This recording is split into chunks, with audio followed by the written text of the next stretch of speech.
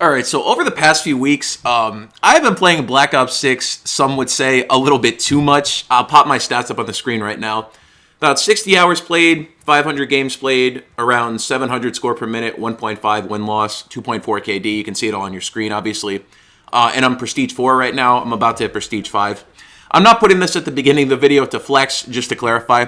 I just want you all to know that I am an above-average player at this game. I know what I'm talking about. I've tried all of the guns. I tried all of the kill streaks, and I've been playing the game a shit ton. So this isn't just me like talking out of my ass, basically. Like I know what I'm talking about, and I've played this game a lot. So I already know I made my video like of my first thoughts of this game, but I wanted to make like an in-depth review. And now that I have about 60 hours on the game, of my full thoughts, and not just like a short like 8 or 9 minute video of my original thoughts. I want to give my full review, basically. So that's what this is. Let's hop into it. All right, so I guess I'll start with this because this is probably the biggest topic. Skill-based matchmaking. It's in the game, and it's terrible. To be honest with you all, I don't know why we're still talking about it.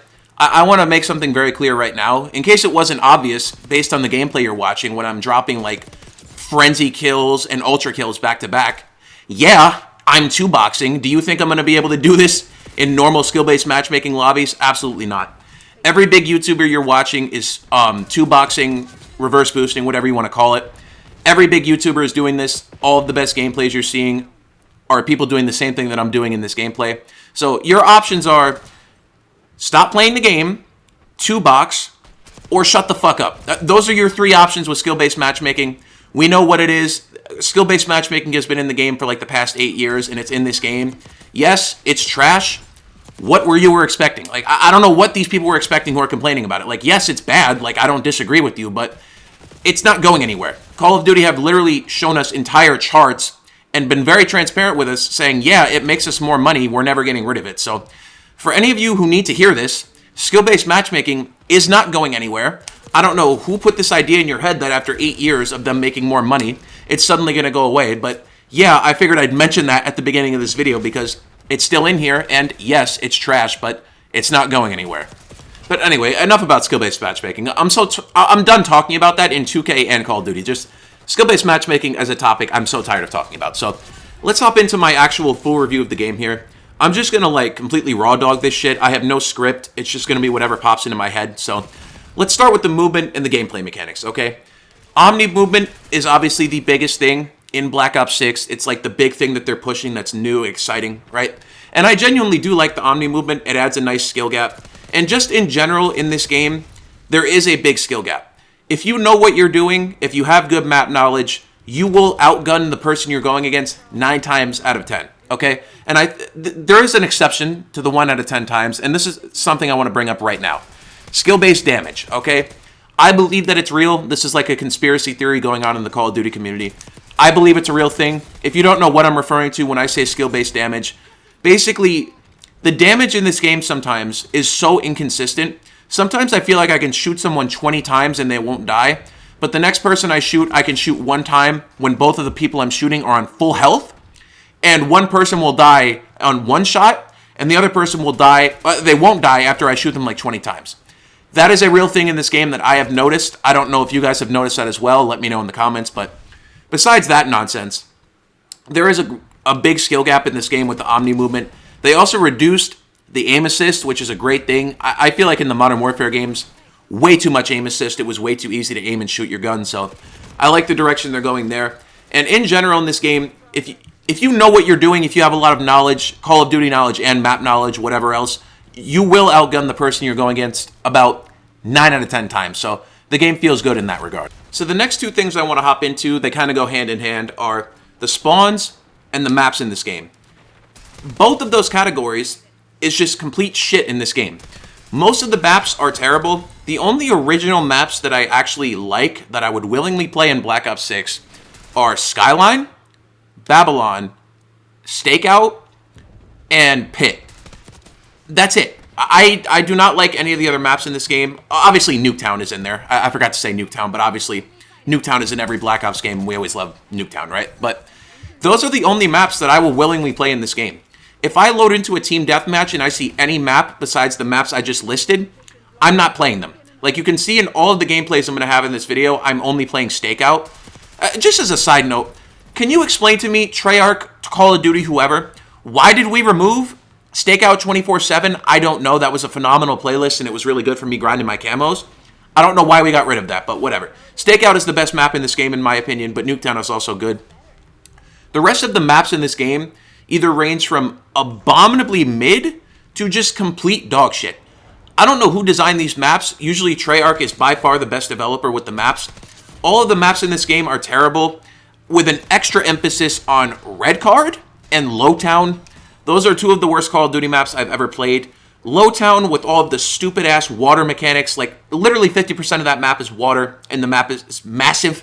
It just sucks. I back out every time I see that map come up. Same thing with Red Card. If the lobby votes for Red Card, I immediately back out. I don't even deal with it. I've gotten to the point now where I only play small map Mosh Pit or Nuketown 24/7. I don't even bother with the rest of the maps because the maps in this game are so bad.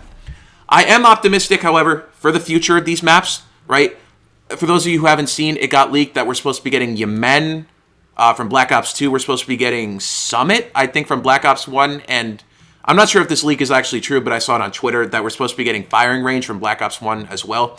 So hopefully this game goes down the Cold War route where the maps are absolutely god-awful at launch, right? And then as the game goes on, we get great maps. Like, for those of you guys who remember, in Cold War, we started terrible with the dog shit maps at launch. But then we got all the BO2 maps like Express, Raid, Slums, right? We got all those great maps. So hopefully that's what they're going to do with this game. And the maps can only be a temporary problem. It can be temporary instead of going forward in the future and having terrible maps throughout the whole game. Hopefully it's only a problem for like the first couple of seasons. Now hopping into the spawns in this game are just absolutely terrible. They're not as bad as they were. And let me be clear, this is not the worst spawns we've ever had in Call of Duty, but they're pretty bad, like, to be real with you. Sometimes I feel like I'm spawning right in someone's face.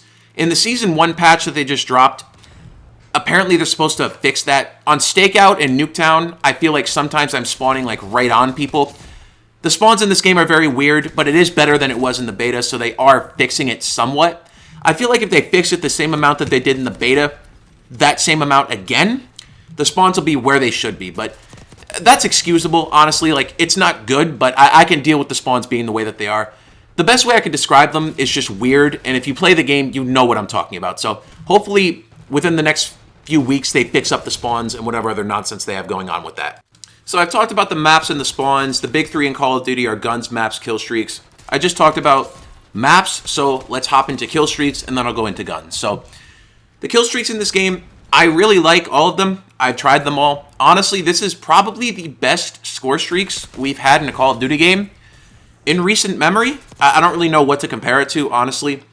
The only thing I will say about the kill streaks, we're really missing, like, dogs, like canine units from, like, any other old Call of Duty game. Like, I don't know if you guys would agree with me, but I really feel like the canine unit score streak from, like, Black Ops 2 as an example would fit this game so perfectly. I feel like we need more higher streaks. Like, we have the Dreadnought, which is pretty good, but I would like, I don't know, like a BO1 gunship or like dogs or just something like that. Like one or two more big kill streaks, but overall, I like where we are with the kill streaks, the Harp, the Watchdog Helo, right? UAVs, counter UAVs, the hand cannon, which they just added, that's coming out in an event in a couple days, right? So we're in a good place with the kill streaks, but I would just like just a little more. You know what I'm saying? Like dogs, like I said, or like a gunship, something like that. Just one or two more big kill streaks, and I think that's exactly where we should be in a normal Call of Duty game. All right, so now let's talk about the guns. This game is very heavily dominated by assault rifles. The XM4 is by far the best gun in the game. You can see in this gameplay, I'm using the Krig, which is the brand new gun that was just added in Season 1. I literally just unlocked it from the Battle Pass today, so I've been grinding that for Dark Matter. It's a pretty good gun. I like the Krig, but the XM4 is just miles better with how much ammo it can hold and its mobility and with no recoil, essentially. By far the best gun in the game.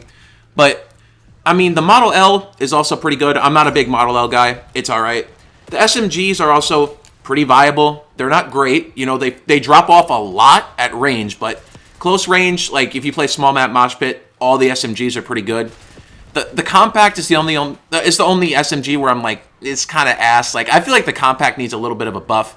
But besides that, I think the SMGs are in a pretty good place. My personal favorite SMG is the KSV. I've been really enjoying that. But the SOG, which is brand new with Season 1. I've also really been enjoying the SOG, so SMGs are also in a good place. The shotguns are bullshit and cheesy, just like they always are. So are the LMGs. The marksman rifles, they're marksman rifles. No one's really using those. I really like where the sniping is. You know, I'm not like a phase member or anything. Like, I'm not an elite sniper, but I like where we are with the snipers, honestly. Like, the snipers feel great. I've been enjoying sniping on, like, small map mosh pit, anything close quarters. It's been fun doing that. The pistols, to me, feel very weak. You know, the pistols could use a little bit of a buff. All of them are hit marker machines. So if you're going to grind your pistols for camos or anything, please take my advice and play hardcore. It's miserable going for headshots in core. And the launchers are launchers. Nobody really cares. And the melee weapons, who cares? So overall, I think we're in a pretty good place with the guns. The Krig and the SOG, like I said, were added in Season 1. So those are great weapons. If they keep adding weapons like that to the game, we're in a great place with the weapons already. Whatever else they add, I'm down for it. Honestly, that'd be pretty fire. So those are really like the big three things. I'm going to hop into just random stuff now. So Ninja, the perk, is really just not quiet enough at all. I think in the Season 1 update that they just dropped, apparently they made Ninja like more quiet or something. I haven't used it, but if you play this game even remotely competitively, you know when you're in these skill-based matchmaking lobbies, if the people you're going against even have a slight idea of what they're doing, you have to run Ninja or you're just fucked, because the footstep sounds in this game are so loud. It really is ridiculous. So Ninja needs a buff. Flak Jacket has also been very weak. I feel like that could use a little bit of a buff. So could Tac Mask. A lot of people in this game love to spam Semtexes and grenades and flashes. That's another thing, by the way. Flashes in this game are so absurd. I feel like I'm actually getting flashed in real life when someone hits me with a flashbang. I feel like those need to be nerfed just a little bit. Those are very crazy, but yeah, I mean, we're in an okay place with the perks. I like the perk specialties, right, with Recon.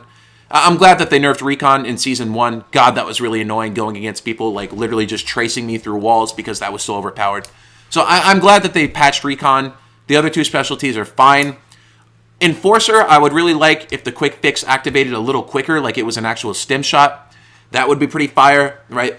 But for the most part, the Recon is still by far the best perk package thing to run. But the other two aren't as bad comparatively as they were. So overall, we're in a pretty good place with the perks. Just Ninja needs to be buffed. Flak Jacket needs to be buffed. Slight buff to Tac Mask. And chill out with the damn flash grenades, please. Also, just another random thing. I've been having a lot of performance issues lately. Ever since Warzone dropped with Season 1. I've seen a lot of other people talking about this as well. I'm crashing a lot. I'm getting a lot of frame drops. A lot of shit is just going wrong with the stability of this game. So hopefully we get some type of patch with that. I'm tired of crashing like at the end of games or when I back out of lobbies or whatever. The crashing problems are mainly in Warzone. It's much worse there. I don't personally play Warzone, but I've been dealing with it a little bit in multiplayer. So if we can fix whatever stability problems we have going on, that would also be nice.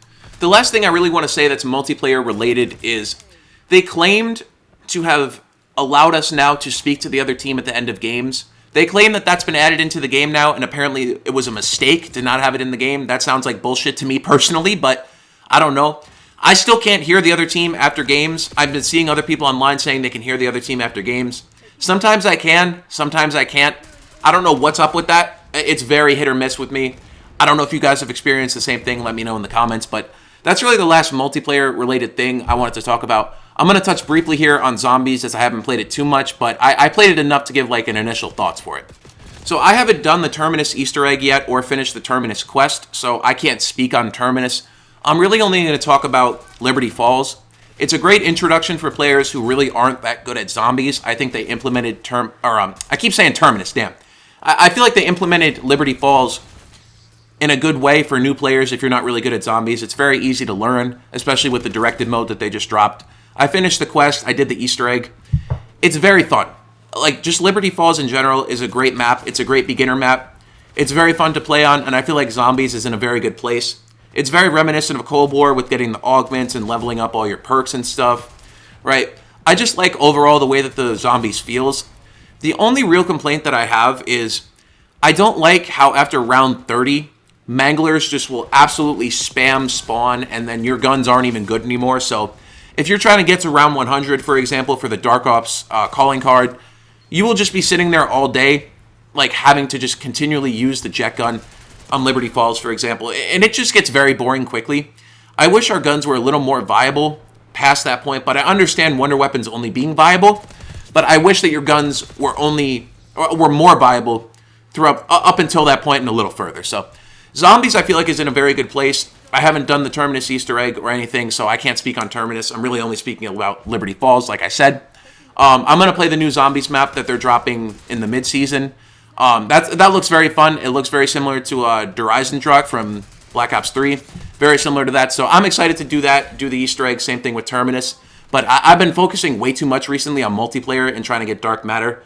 Like, half of my guns are Diamond. I'm trying to get Dark Spine so I can get Dark Matter. It's a long-ass grind, so that's what I'm busy doing. I am going to get into Zombies soon, though. So to come full circle here and give my full review for this game, I would rate it about a 7 out of 10. Like you see in the title, it is the best Call of Duty we've had in about 5 years. It's better than Cold War, in my opinion. It could be a lot better with better maps and with better DLC maps like Yemen, Summit, Firing Range, like I was talking about. When you compare this to something like Black Ops 2, though, it doesn't even hold a candle to it. Like, it's really not even close. So, better maps, more Zombies maps will make it better. I already made a whole video talking about the campaign and how much I hated it. If you want to watch that, it's on my channel. But besides that, honestly, 7 out of 10 for this game. It has potential to be 8 or a 9 with more maps and more stuff into it. But besides that, that's where we are right now. So let me know if you guys agree with anything I said. If you disagree, also let me know. Thank you for watching to the end of this video. I'm trying to be more consistent with the uploads, man, but I've been very busy recently. So anyway, hopefully you guys enjoyed. Let me know what you agree and disagree with in the comments. And I'm out of here, people. Peace.